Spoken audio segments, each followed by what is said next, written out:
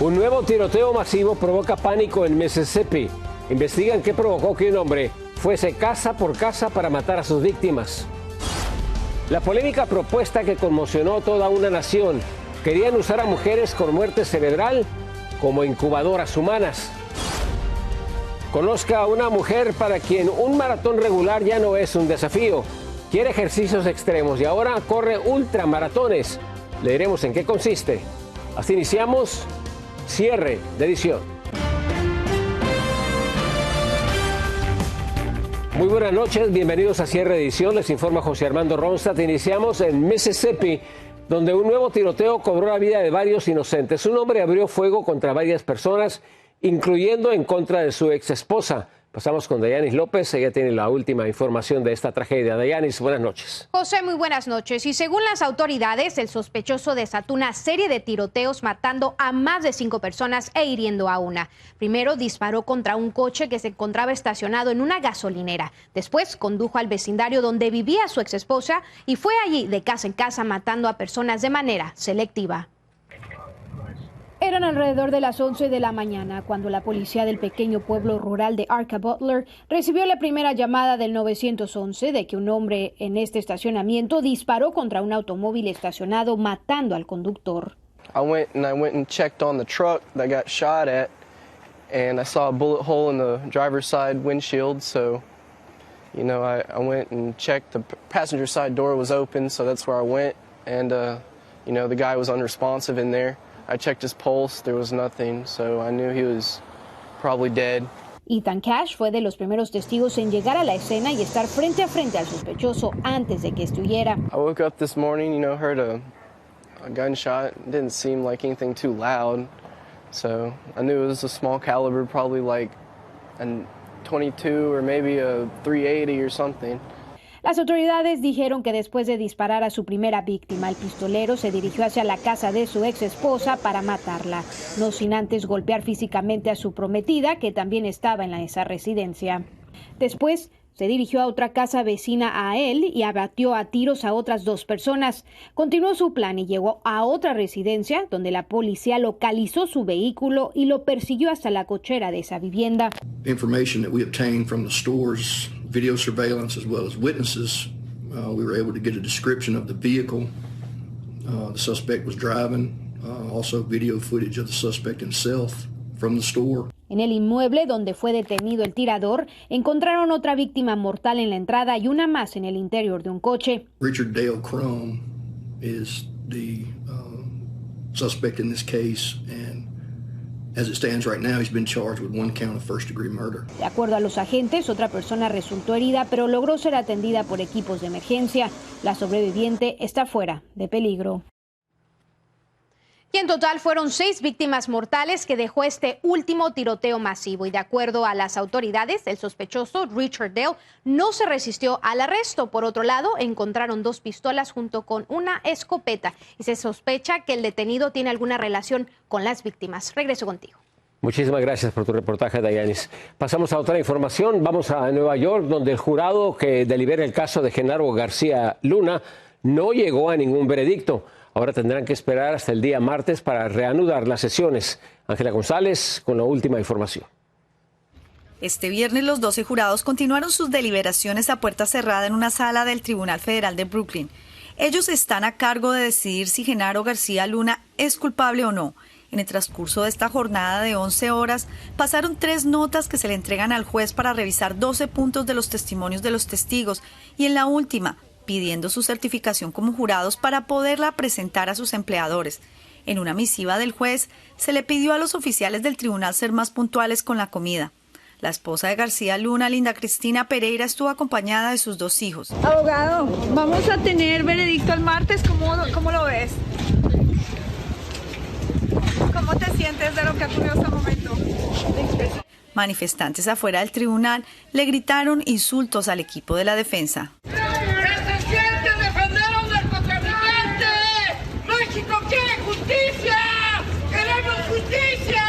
Ahorita tiene que haber un antes y un después para que pues el gobierno ya no esté involucrado con el crimen organizado, y si está involucrado, pues ya los mexicanos ya abrieron los ojos, ya nos dimos cuenta cómo era la política. El jurado puede solicitar tantas transcripciones como sean necesarias para aclarar sus dudas antes de emitir un veredicto.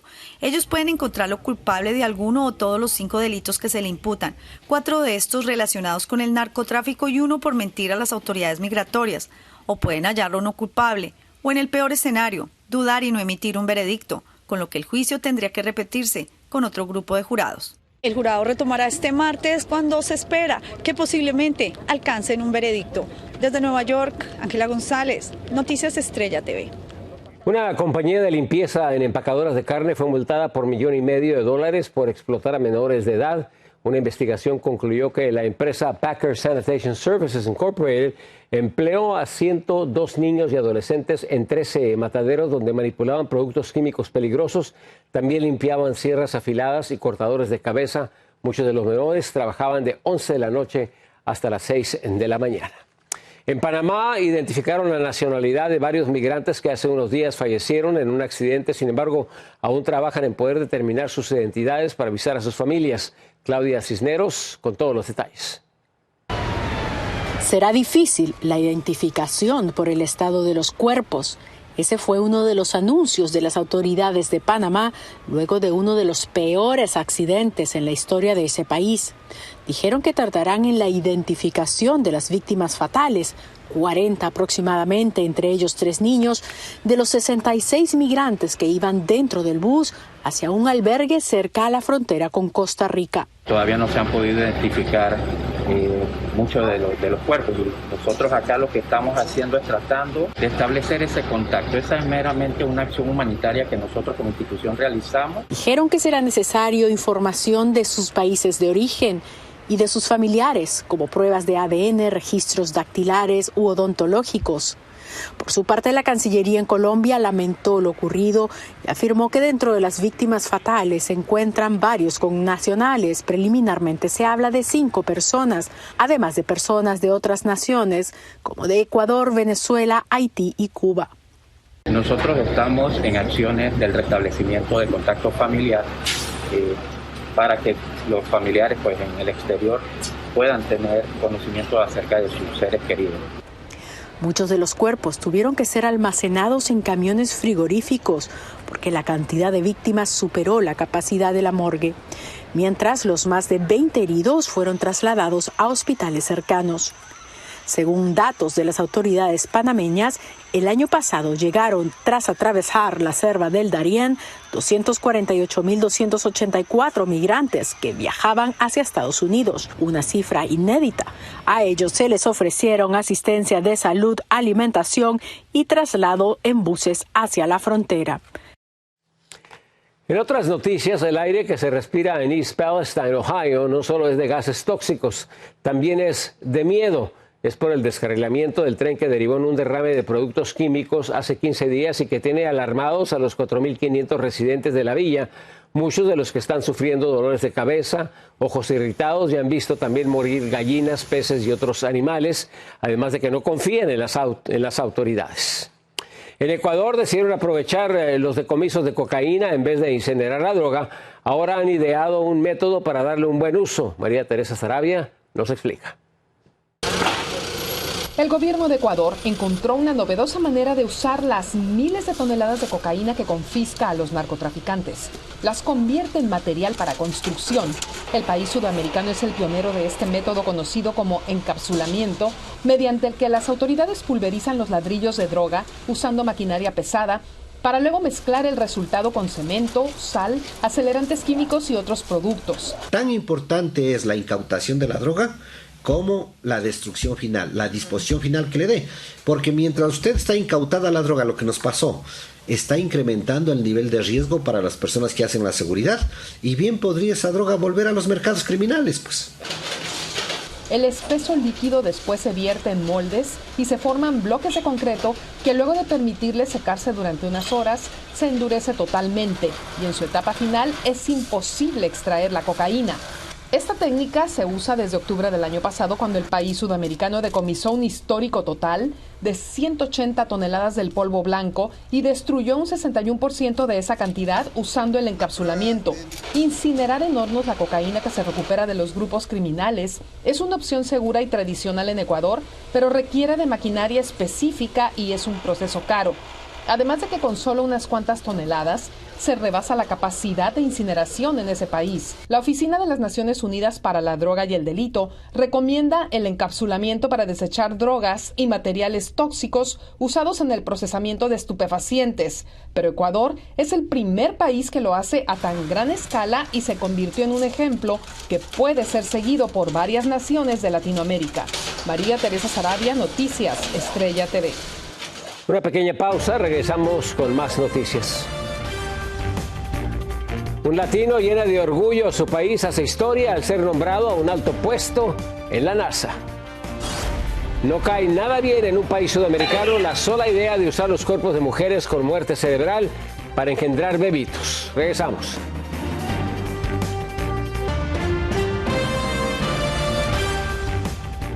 Un ingeniero latino ha hecho historia en la NASA. Fue nombrado para uno de los más altos puestos de la agencia espacial. Anthony Belchi está en Miami y logró hablar con él.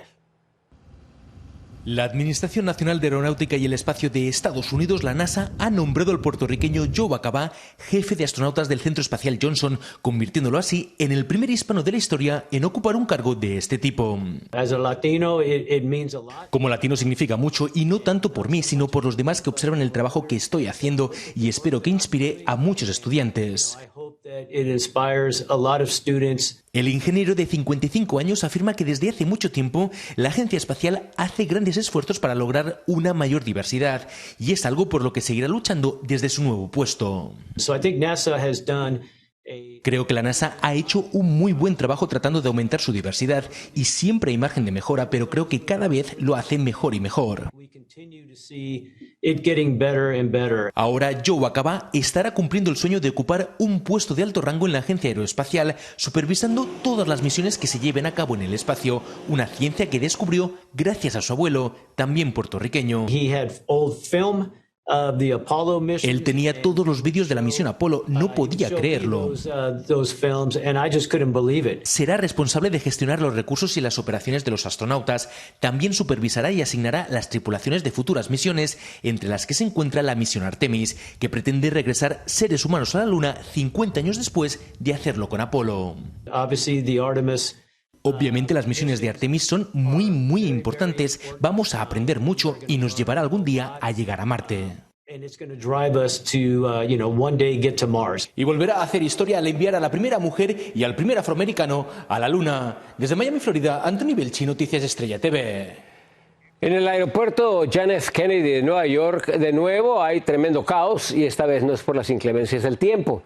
Una falla eléctrica obligó a que fuera cerrada la Terminal 1, lo que trastornó las llegadas y salidas de varios vuelos, frustrando a miles de viajeros justo cuando comienza el fin de semana feriado por el Día de los Presidentes. Lo peor es que el desperfecto va a poder ser solucionado hasta mañana por la tarde.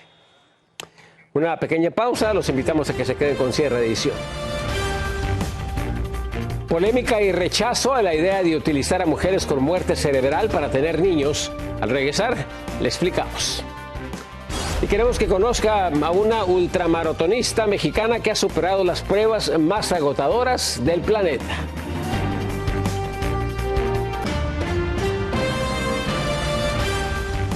Gran controversia y un fuerte rechazo generó en Colombia la propuesta de un prestigioso colegio médico de usar mujeres que fueron diagnosticadas con muerte cerebral para tener hijos. Carolina Gómez reporta desde Bogotá. Usar mujeres con muerte cerebral para la gestación subrogada, o también conocida como alquiler de vientres, fue un tema que puso sobre las cuerdas al Colegio Médico Colombiano, luego de republicar un artículo científico del trabajo de Anna Smatdor, de la Universidad de Oslo, que afirma que estas mujeres serían viables para la gestación de bebés. Una cosa aberrante.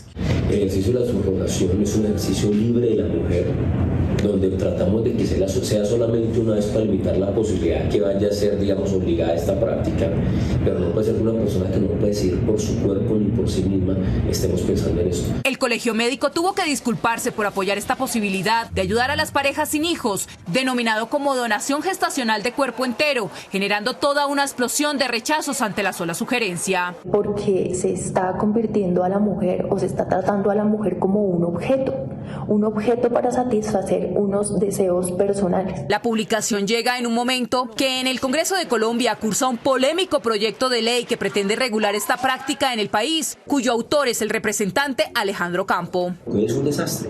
Hoy no sabemos cuántas mujeres han muerto en esta práctica, no sabemos cuántos niños han nacido y cualquier persona lo puede practicarlo, puede ser un padre de este estilo y no sabemos con qué condición, con qué idea, con qué objetivo lo hagan. Dice que con la regulación se evitaría que los futuros bebés caigan en familias inadecuadas, violentas, depredadores sexuales, parejas del exterior, quitándole la posibilidad a los colombianos o que sea una forma de esclavizar a las mujeres gestantes por dinero. Justificaciones que no aceptan los opositores de esta ley. Así, en esta práctica se lleven por delante los derechos humanos de las mujeres y de los niños. Lo cierto es que el debate en este país apenas inicia y entrará en juego la parte ética, moral, religiosa, política y de salud pública. En Bogotá, Colombia, Carolina Gómez para Noticias Estrella TV. En otros temas, el presidente de México calificó de ilegítimo el gobierno de Dina Boluarte en el Perú. Andrés Manuel López Obrador respondió sí a la petición de Boluarte para que entregara la presidencia de la Alianza del Pacífico. AMLO agregó que se está buscando hacer eso, pero no precisamente a Perú por considerar que tiene un gobierno, y cito, espurio por haber dado un golpe de Estado técnico al destituir a Pedro Castillo. Y le presentamos a una ultramaratonista mexicana que logró la proeza de correr en 4 desiertos, una agotadora competencia que engloba a los mejores atletas del mundo. Juan Carlos Osorio está en Chicago y nos cuenta su historia.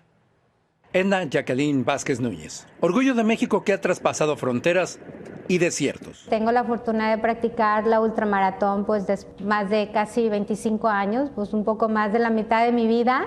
Es un deporte de alto rendimiento donde realmente se ubica después de que corres un maratón completo. Entre los años 1996 y 1998, Edna fue la mexicana más joven participando en estas competencias de resistencia. Originaria de Monterrey, ahí fue donde comenzaron mis primeros pasos, es donde se encuentran mis raíces. Y bueno, desde muy joven, desde que era niña, en la vida deportiva a través del pentatlón militarizado universitario. Edna se enfrentó a los arquetipos desde los mitos como no podrás tener hijos y las mujeres no corren tanto, hasta el dominio del sexo masculino en las categorías de alto rendimiento. La verdad también se encuentran muchos retos a través de este camino, una sociedad que está estructurada con muchos estereotipos. De un grupo de 10 personas, podíamos ver que solamente una era una mujer o habíamos 2 mujeres solamente. En el 2013, Edna se propuso uno de los retos más grandes de su carrera, cruzar los 4 desiertos recorriendo más de 1000 kilómetros. El Atacama, el desierto de Atacama, que es el desierto más árido del mundo. Gobi, que es el desierto chino, es uno de los desiertos más impredecibles. Luego en la tercera categoría, que estoy en Namibia, que es el tercer desierto localizado al sur del continente africano. Y bueno, posteriormente se culmina en la Antártica. El desierto más frío del mundo, con un promedio de temperatura de menos 56 grados Fahrenheit. Primero fue un maratón, después fueron 60 millas y luego después fue otro maratón y luego un medio maratón. Entonces, de tal forma que hay una acumulación final. La acumulación final son 250 kilómetros. Edna catalizó sus sueños escribiendo sus memorias en Las carreras de mi vida, edición recientemente premiada en el 2022 como uno de los libros en español más leídos. La regiomontana se dedica a compartir sus experiencias con la comunidad hispana en el centro de entrenamiento ubicado en Pilsen y, claro está, explorando el mundo como una mujer mexicana inmigrante. Bueno, creo que la vida de un inmigrante es bien interesante, pero cuando tienes ese deseo de explorar o ese deseo de crecer, pues la vida te va poniendo todo, nada más que de pronto no toda la gente se enfoca en ver las oportunidades. Y es así como Edna continúa su carrera de atleta profesional, escritora y ahora empresaria. Desde Chicago, Illinois, Juan Carlos Osorio, Noticias Estrella TV. Verdaderamente admirable. Regresamos, quédense con nosotros.